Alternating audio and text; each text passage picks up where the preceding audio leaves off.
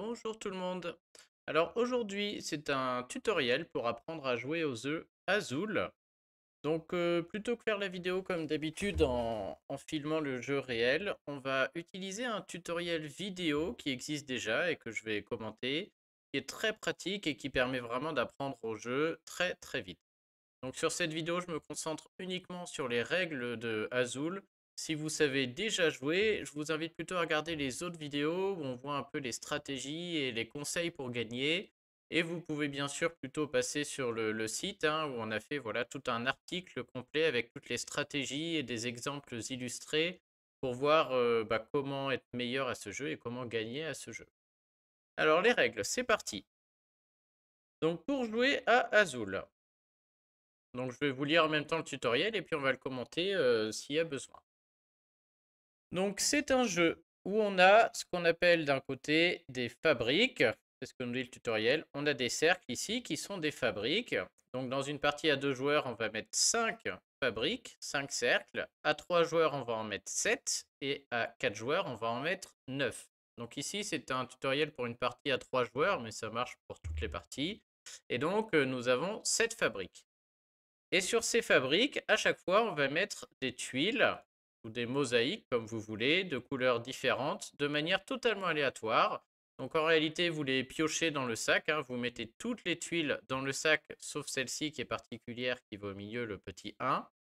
Et à chaque tour, vous allez en piocher 4 au hasard et en mettre 4 sur chaque fabrique. À côté de ça, vous avez un plateau joueur. Ce qui est entouré ici en rouge, je peux peut-être vous faire un petit zoom là en gros, hop, ce que vous voyez ici, là, entouré en rouge, c'est votre mur, c'est le mur du palais. Et donc, c'est ça qu'on va essayer de remplir de la manière la plus jolie possible, puisque celui qui va remplir son mur le plus correctement possible va marquer le plus de points et va gagner. Donc, on va décorer notre mur avec les tuiles qui sont ici sur les fabriques. On a le deuxième joueur en dessous et le troisième joueur qui est là. Donc au début d'un tour, toutes les fabriques proposent aléatoirement 4 tuiles de couleurs différentes, donc qui sont mises totalement au hasard. Pour information, il y en a 20 de chaque couleur au départ dans le sac. Ça fait partie des stratégies. Je vous invite à aller voir l'article pour ça. Et donc le jeu est très simple parce qu'il n'y a que 2 phases en fait. C'est très simple. Vous choisissez une fabrique et vous prenez la couleur que vous souhaitez. Donc là, en l'occurrence, le joueur qui est là commence. Il a choisi la fabrique que j'entourais avec ma souris et il a choisi de prendre les tuiles bleues.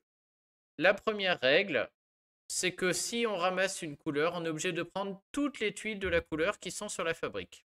Donc il veut les tuiles bleues, il doit donc ramasser toutes les tuiles bleues. Et les 2 tuiles qui restent sur la fabrique tombent au milieu. C'est aussi une règle systématique. En fait, dès qu'on prend quelque chose sur la fabrique, on est obligé de prendre toute la couleur et toutes les autres chutent et se retrouvent au milieu. Donc la tuile blanche et la tuile noire qui étaient là sont tombées, on dit, sur le sol et donc se retrouvent au milieu. Ensuite, une fois qu'on a pris nos 2 couleurs, il faut qu'on choisisse une ligne. Alors pas le tableau là qu'on a vu, pas le mur qu'on a vu tout à l'heure, les lignes que vous voyez à côté là sur la gauche. D'abord on a une ligne de 1, une ligne de 2, une ligne de 3, une ligne de 4, une ligne de 5. Donc c'est ce que le tutoriel nous dit ici, c'est les rangées du mur du palais. Donc on doit d'abord remplir la ligne. Dans une ligne, première règle, on ne peut mettre que des tuiles de la même couleur. On ne peut pas mélanger des couleurs dans les lignes.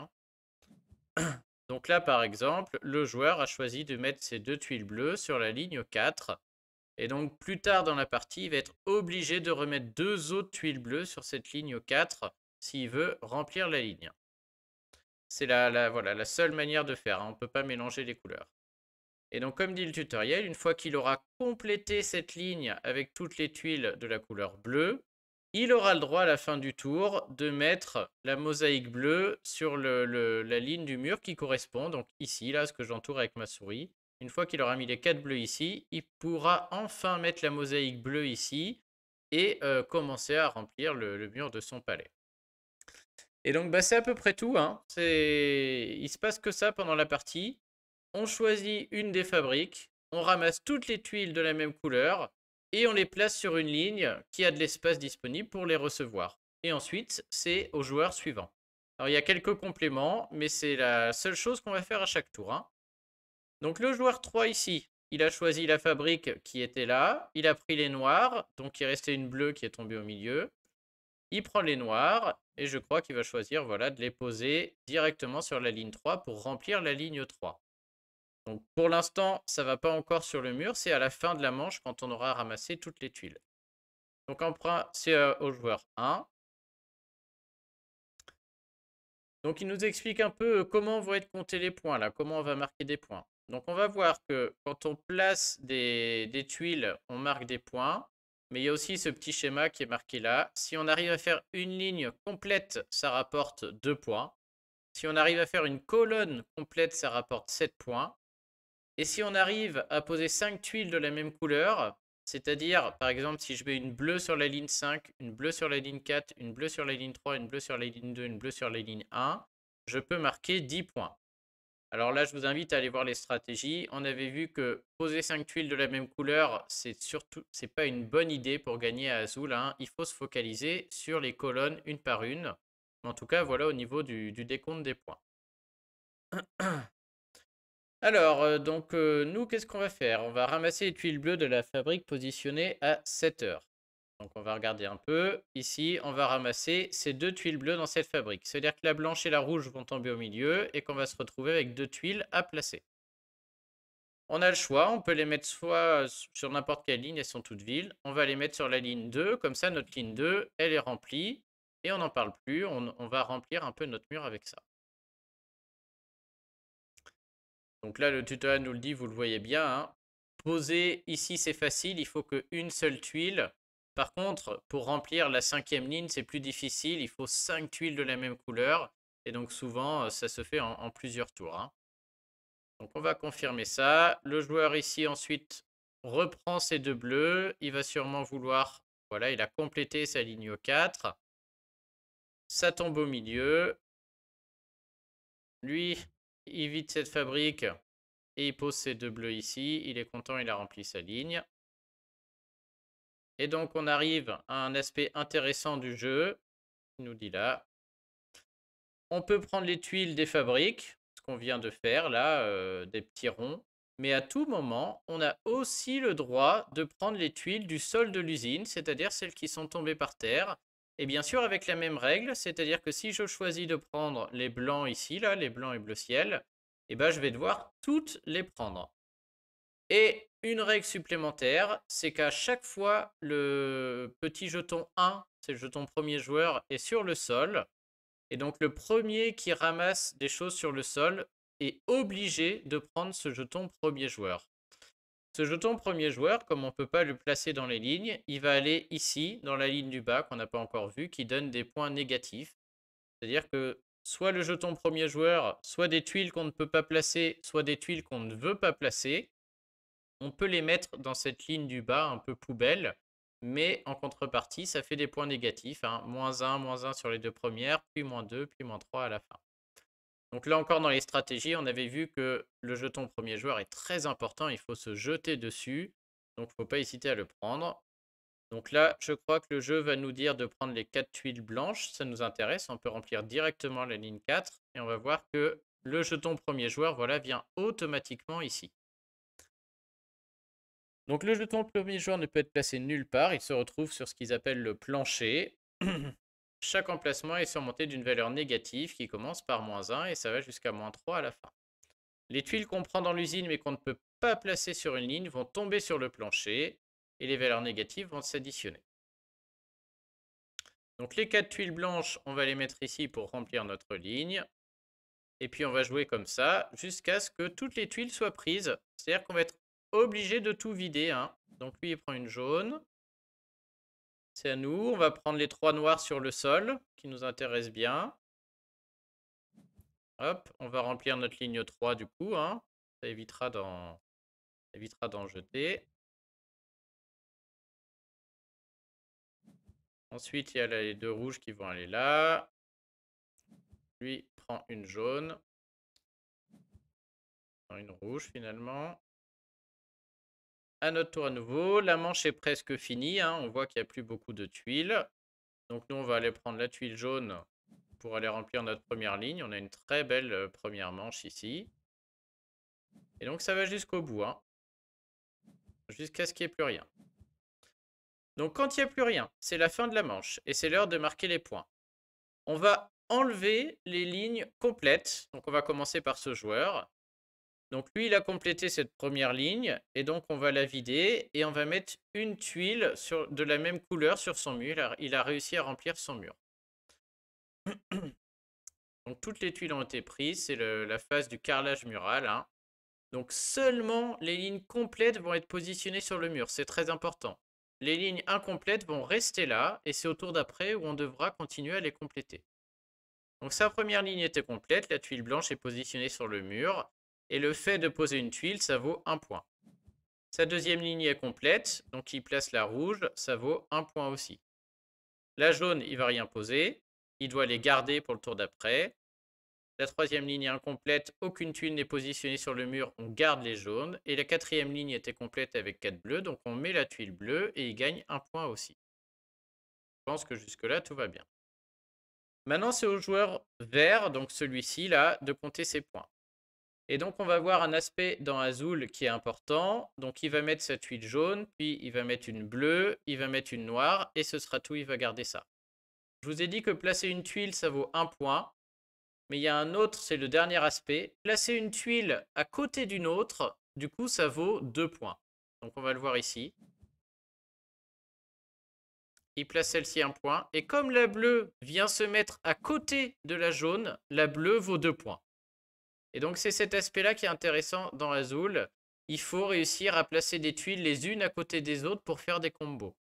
Et donc, on va voir plusieurs exemples. Mais si là, au tour d'après, par exemple, ce joueur, on va dire sur la ligne 1, met une rouge, cette rouge, comme elle est à côté de la jaune, elle vaudra 2 points. Ça marche en horizontal et ça marche en vertical. C'est-à-dire que si au prochain tour, lui, il arrive à mettre une tuile bleue ici, cette bleue vaut 1, 2, 3 points. Parce qu'elle est juxtaposée à deux autres. On va aller voir chez nous ce qui se passe là-haut. Donc on va mettre la jaune, ça vaut 1 point. Puis on va mettre la bleue qui va valoir 2 points. Donc ça fait 3 en tout. Ensuite, on va mettre la noire qui est à côté de rien, donc ça vaudra 1 point. Et la bleue qui est à côté de rien, ça vaudra 1 point. On va mettre 1, 2, 3, 4. On va mettre 5 points.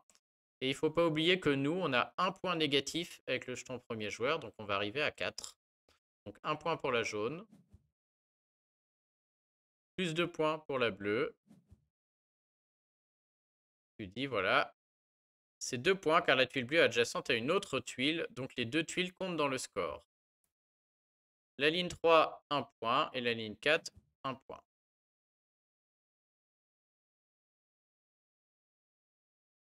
Et on n'oublie pas le -1 qui va arriver ici. Donc ici, il nous donne quelques exemples. Alors imaginons, on a placé la rouge, la noire et on vient de poser la jaune. Donc cette jaune, elle vaut 3 points. Parce qu'elle est, voilà, on compte vraiment tout ce qui est horizontal et tout ce qui est vertical. Donc c'est vraiment très important, hein. Donc placer la jaune ici donne 3 points parce qu'elle est à côté de deux autres tuiles. Pareil en vertical. Donc le fait de placer la bleue là entre une jaune et une blanche qui est déjà mise, ça vaut aussi 3 points. Et le meilleur coup possible dans ce jeu, entre guillemets, imaginons je place la tuile jaune alors que toutes les autres sont déjà mises.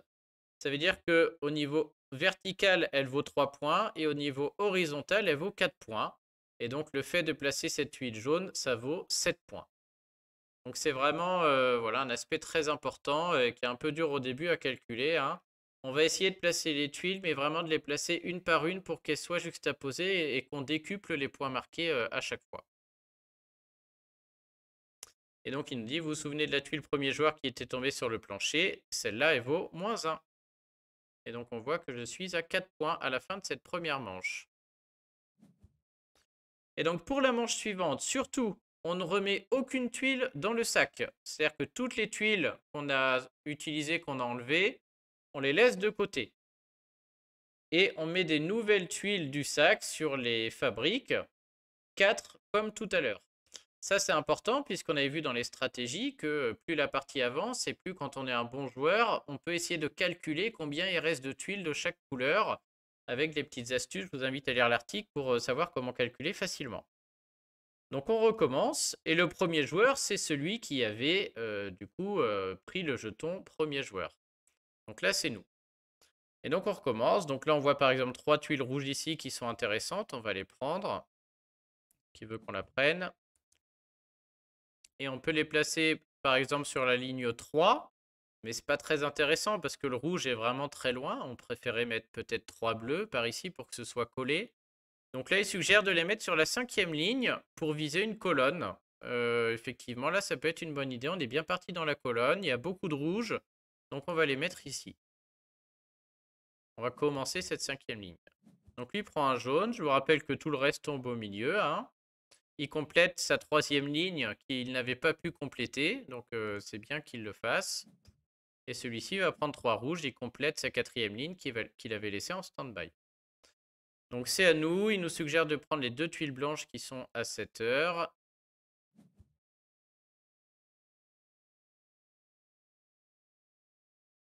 Alors, dernière règle. Donc, on avait vu que les tuiles doivent être placées soit sur une ligne vide, soit sur une ligne où la couleur est déjà présente, hein. Je vous rappelle qu'on ne peut pas mélanger. Donc là, ces 2 blanches, je ne peux pas les mettre à côté des rouges, hein. C'est toujours la même couleur. Et effectivement, la toute dernière règle, c'est que si on a déjà posé une mosaïque de la couleur, là en l'occurrence sur la ligne 4, j'ai déjà posé une mosaïque blanche. Et du coup, le blanc maintenant m'est interdit sur la 4e ligne. On n'est pas autorisé à positionner sur une ligne une tuile d'une couleur déjà présente dans le mur. Et donc au début de la partie, on peut jouer un peu comme on veut, mais plus on avance et plus ça va être compliqué parce qu'on va poser un peu toutes les couleurs et on va avoir très peu de couleurs autorisées dans certaines lignes. Donc là, en l'occurrence, ces 2 blanches, je ne peux pas les mettre dans la ligne 4, même si je voulais voilà, les mettre en sachant que je pourrais rien mettre sur le mur, je n'ai pas le droit. Et donc, j'ai pas trop de choix. Soit je les mets en 1, soit en 2, soit en 3, soit je les mets à la poubelle. Mais je n'ai pas le droit de les mettre sur une ligne déjà faite.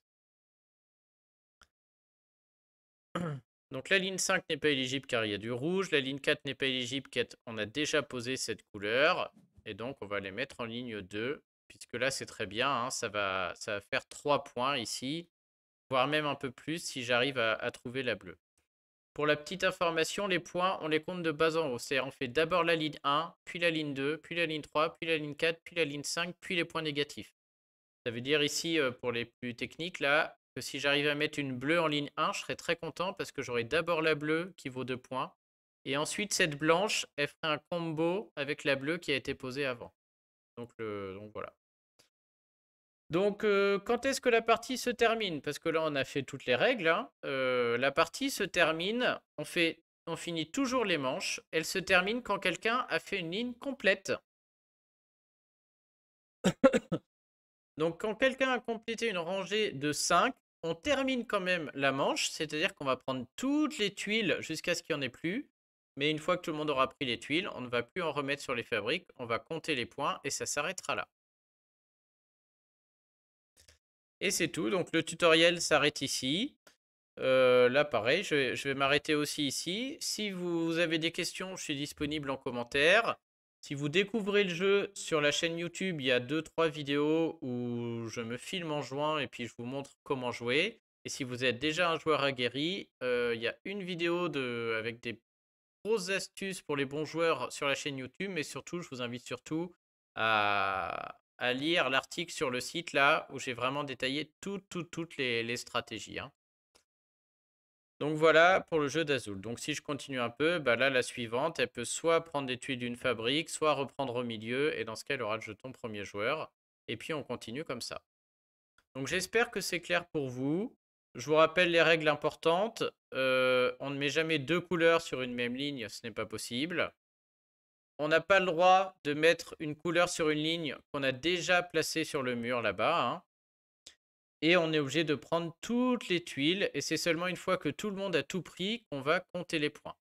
Enfin, la petite particularité, c'est que si jamais vous remplissez tous vos points négatifs, ça peut arriver, hein, et que vous avez même trop de tuiles, qu'il n'y a plus de place, dans ce cas-là, il n'y a pas de points négatifs supplémentaires. Les tuiles jetées en plus ne feront pas plus de points négatifs que ce que vous voyez ici. Donc voilà pour Azul. Alors n'hésitez pas s'il y a besoin. Je pense que le plus dur, c'est surtout juste prendre le pli sur comment on calcule les points là en fin de manche. Donc je peux refaire 2-3 exemples s'il y a besoin. Mais voilà, hein, c'est toujours pareil. Si par exemple là, je mets cette bleue ici, elle vaut 1, 2, 3, 4, 5. Elle vaut 5 points. Vous comptez combien il y a de tuiles en verticale et combien il y a de tuiles en horizontale. Et on place toujours d'abord celui du haut vers le bas. Et ensuite, on enlève les points négatifs. Et l'autre erreur que je vois, c'est le bonus de 10 points. Le bonus de 10 points, c'est pas quand je mets 5 tuiles sur la ligne 5, hein. C'est quand j'ai réussi à mettre des tuiles de toutes les couleurs, de la même couleur sur le mur. C'est-à-dire que là, si je mets mes 5 rouges, j'aurai une mosaïque rouge sur mon mur. Et pour le bonus de 10 points, il faut aussi que j'ai une mosaïque rouge ici. Ça veut dire mettre 4 tuiles rouges là, une mosaïque rouge là, une rouge là et une rouge là. Et donc ce bonus de 10 points est très difficile parce qu'il faut mettre 5, plus 4, plus 3, plus 2, plus 1 de la même couleur. Donc très très difficile à atteindre. Voilà, bah écoutez, je reste disponible si vous avez la moindre question. J'espère que cette vidéo règle vous aura plu avec voilà, le tutoriel de Board Game Arena que je trouve bien fait. Et puis bah, je vous dis à très bientôt sur le prochain jeu et je vous souhaite une bonne journée. Salut!